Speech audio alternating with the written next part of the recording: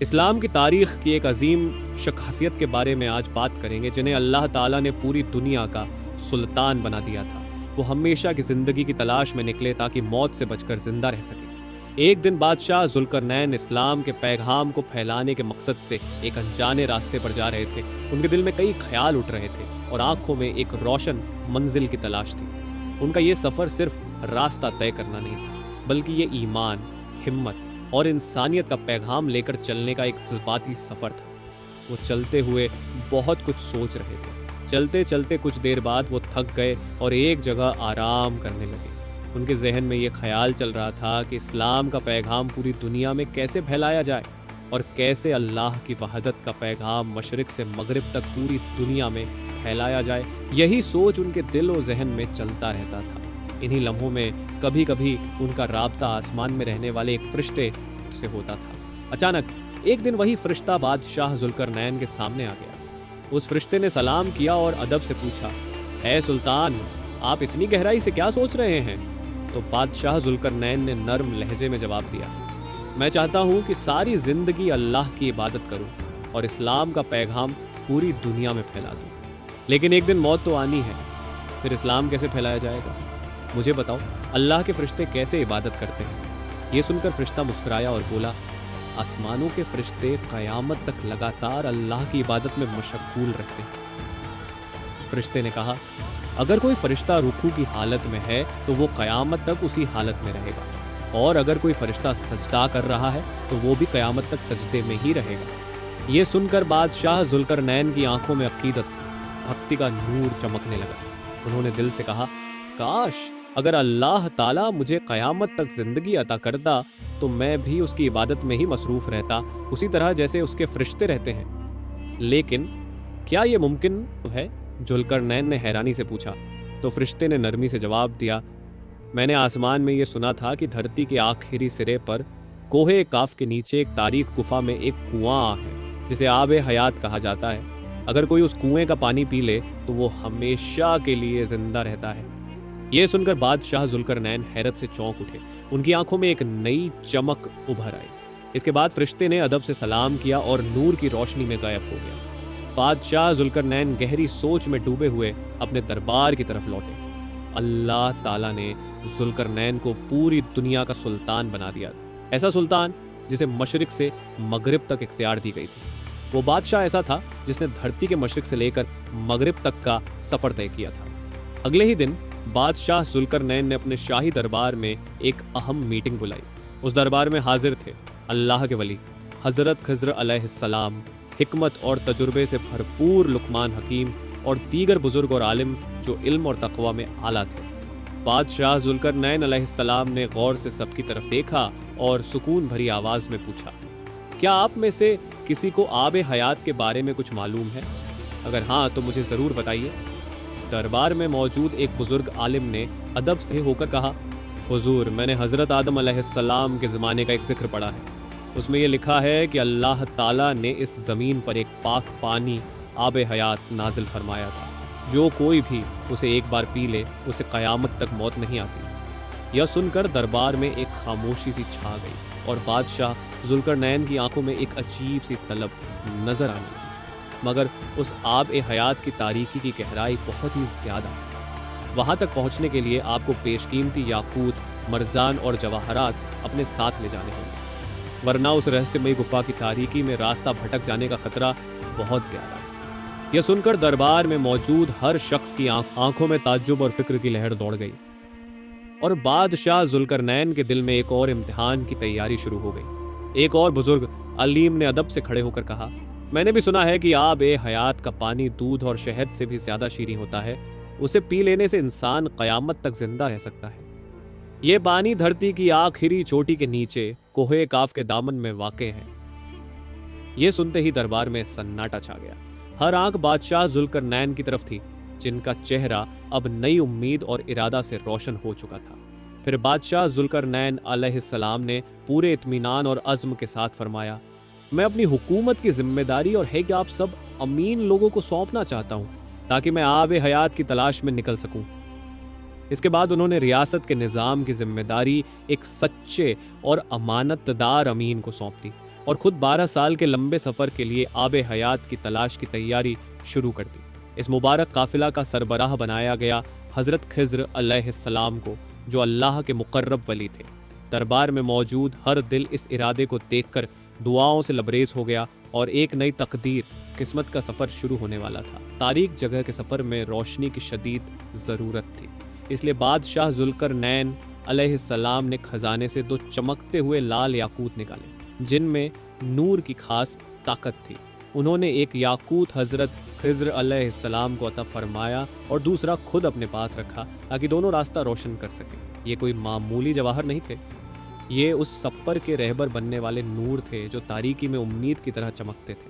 اس کے بعد حضرت خضر علیہ السلام اپنی فوج اور ضروری ذات راہ کے ساتھ آب حیات کی تلاش میں روانہ ہوئے۔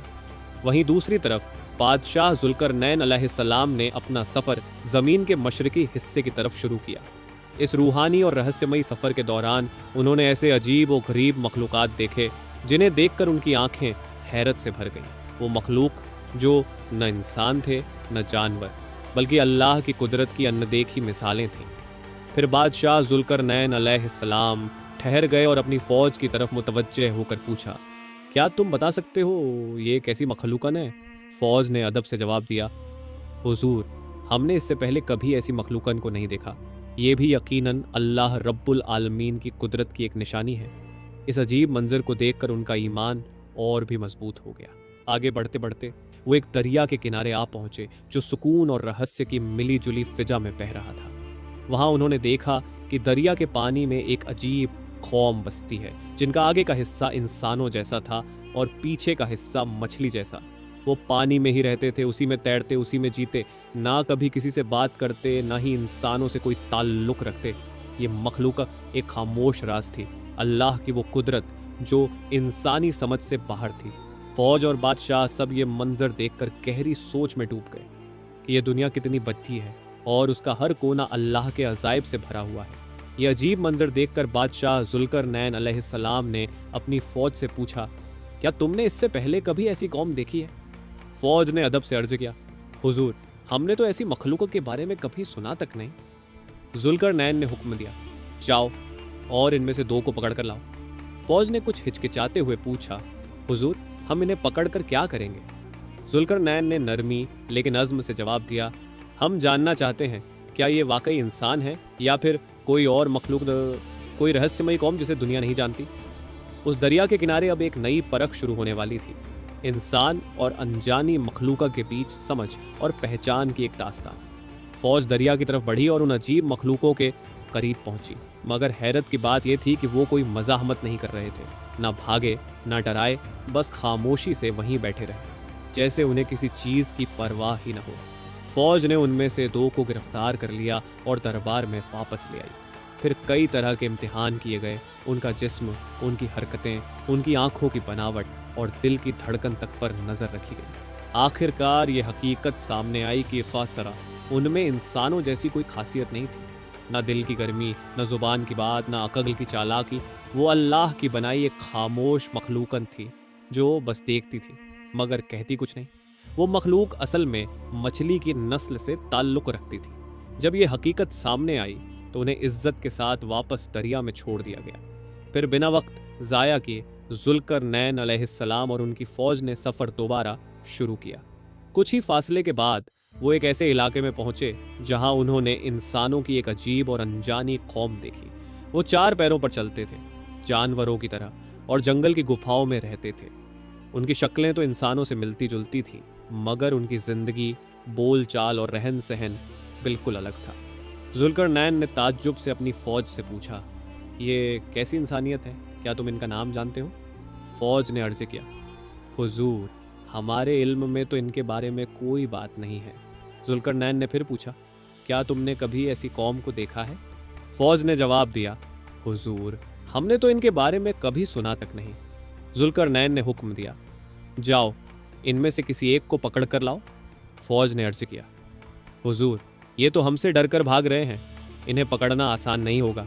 ذوالقرنین نے پھر بھی ارادے کے ساتھ فرمایا، کوشش کرو، ہم جاننا چاہتے ہیں یہ کون ہیں، کہاں سے آئے ہیں اور ان کا حقیقی منصب کیا ہے۔ ذوالقرنین علیہ السلام نے کہا، ہم ان کا بھی امتحان لیں گے تاکہ معلوم ہو سکے کہ کیا یہ واقعی انسان ہیں یا نہیں۔ فوج نے پوری احتیاط سے ان میں سے ایک کو پکڑا۔ جانچ پڑتال کے بعد پتہ چلا کہ ان کی شکل صورت تو انسانوں جیسی ہے، مگر اندر سے ان کے پاس عقل نہیں ہے۔ وہ بہت زیادہ خوفزدہ تھے، اور جیسے ہی انہوں نے کسی الگ نسل کے انسان کو دیکھا، بھاگ کر گپھاؤں میں چھپ گئے۔ پھر سلسلہ سفر جاری رہا، اور ذوالقرنین علیہ السلام چلتے چلتے 2 پہاڑوں کے درمیان جا پہنچے۔ وہاں انہوں نے ایک قوم کو دیکھا جو ان کی زبان نہیں سمجھ سکتی تھی۔ تب ذوالقرنین نے اشاروں کے ذریعے ان سے بات کرنے کی کوشش کی۔ وہ لوگ ادب اور عزت سے بولے، حضور، ہمارے لیے یہ بہت بڑی خوش نصیبی ہے کہ آپ جیسے نیک بادشاہ ہمارے درمیان تشریف لائے ہیں۔ پھر انہوں نے شکایت کرتے ہوئے کہا، اے ذوالقرنین، اس زمین پر ایک بری نسل ہے جس کا نام ہے یاجوج ماجوج، جو بہت فساد مچا رہی ہے۔ جب وہ نکلتے ہیں تو ان کی دہشت سے لوگ اپنے گھر چھوڑ کر بھاگ جاتے ہیں، چھپنے کے لیے مجبور ہو جاتے ہیں۔ وہ جہاں سے گزرتے ہیں تباہی اور بربادی چھوڑ ڈٹ جاتے ہیں۔ وہ ہمارے اناج اور جانوروں کو بھی تباہ کر ڈالتے ہیں۔ ان کی تعداد اتنی زیادہ ہے کہ ہم ان کا مقابلہ کرنے کے قابل نہیں ہیں۔ ہمیں ان سے بچا لیجئے، اے نیک بادشاہ۔ پھر وہ لوگ ادب سے بولے، اے ذوالقرنین، کیا ہم آپ کو کچھ مال بطور صدقہ دیں تاکہ آپ ہمارے اور ان کے درمیان کوئی بڑی دیوار بنا دیں جو ہمیں ان سے محفوظ رکھ سکے؟ ذوالقرنین علیہ السلام نے فرمایا، مجھے جو مال اور طاقت اللہ نے عطا فرمائی ہے وہ میرے لیے کافی ہے۔ مجھے تمہارے پیسے کی ضرورت نہیں، بس تم لوگ محنت میں میرا ساتھ دو۔ میں تمہارے اور یاجوج ماجوج کے درمیان ایک مضبوط دیوار تعمیر کر دوں گا۔ اس کے بعد ذوالقرنین نے یاجوج ماجوج کی فطرت اور ان کی حرکتوں کے بارے میں گہرائی سے معلومات لی۔ لوگوں نے بتایا، ان میں سے کچھ کی شکل انسانوں جیسی ہوتی ہے، مگر ان کی زبان بے حد لمبی ہوتی ہے۔ کچھ کے جسم تو انسانوں جیسے ہیں، مگر ان کے چہرے جانوروں جیسے ہیں۔ کچھ کے کان بہت بڑے ہیں اور کچھ کے سروں پر سنگ ہوتے ہیں۔ یہ ایک ایسی مخلوقن تھی جس سے نہ صرف انسان بلکہ تمام مخلوقات ڈرتے تھے۔ ایک قوم جو قیامت کے قریب پھر نکلے گی۔ پھر ذوالقرنین علیہ السلام نے فرمایا، مجھے لوہے کی چادریں لا کر دو۔ اگلے ہی دن سپاہیوں نے مٹی کھودنی شروع کی اور لوہا و پیتل، تانبا جمع کرنا شروع کیا۔ 2 پہاڑوں کے درمیان کی جگہ لوہے سے بھر گئی۔ تو ذوالقرنین نے حکم دیا، مٹی میں آگ جلاؤ اور لوہے کو خوب گرم کرو۔ جب لوہا پگھل کر لکڑی جیسا بن گیا تو انہوں نے فرمایا، اب اس میں پگھلا ہوا تانبا ڈال دو۔ اسی طرح ایک عظیم و شان دیوار وہاں تیار کر دی گئی، اتنی مضبوط کہ یاجوج ماجوج اس کا سامنا نہ کر سکے۔ وہ دیوار آج تک نہیں ٹوٹی۔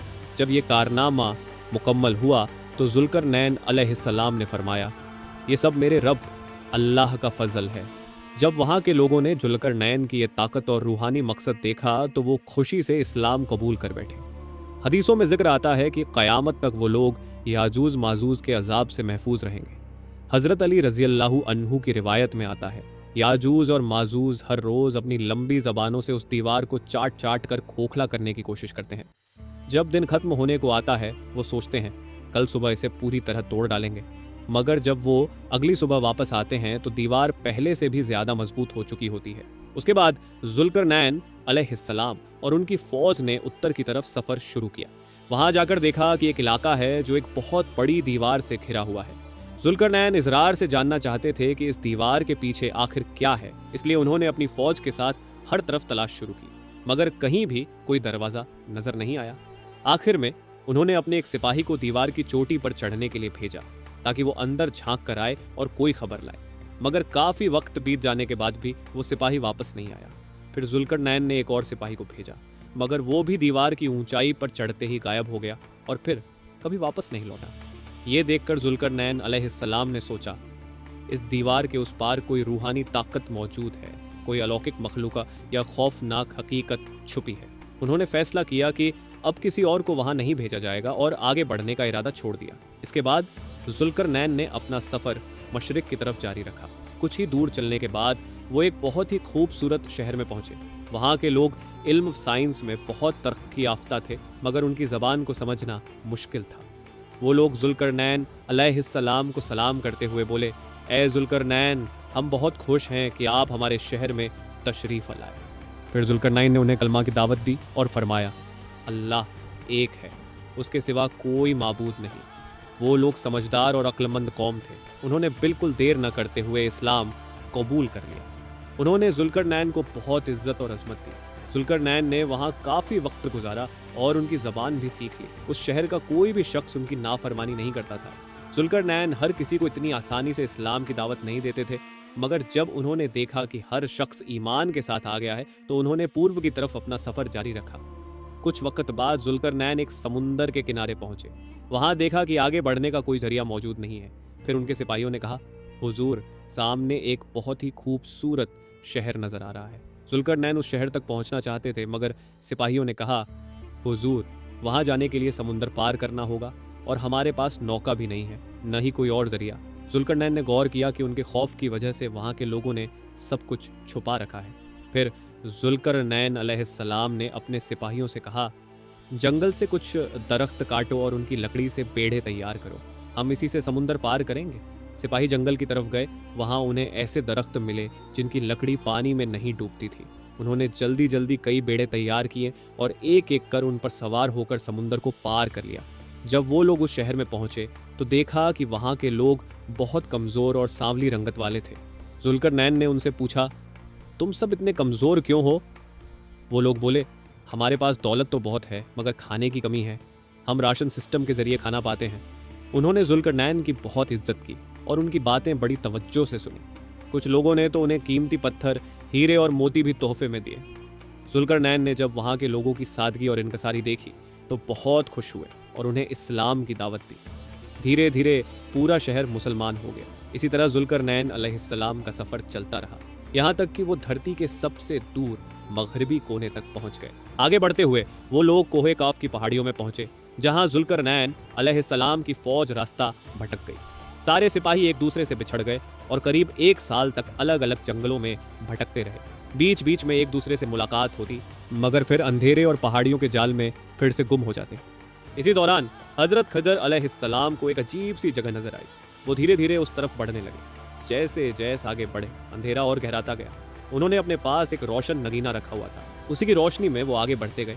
वो एक ऐसे मुकाम पर पहुंचे जहां सांसें थमी सी लग रही थी। वहां उन्होंने एक कुआं देखा। वो उसके करीब गए और देखा कि पानी का रंग अलग ही नजर आ रहा है। उन्होंने दिल में सोचा, शायद यही आबे हयात हो। उन्होंने हाथ में पानी भरा और पिया। वो पानी शहद से ज़्यादा मीठा, दूध से ज़्यादा सफ़ेद और कस्तूरी से ज़्यादा खुशबूदार था।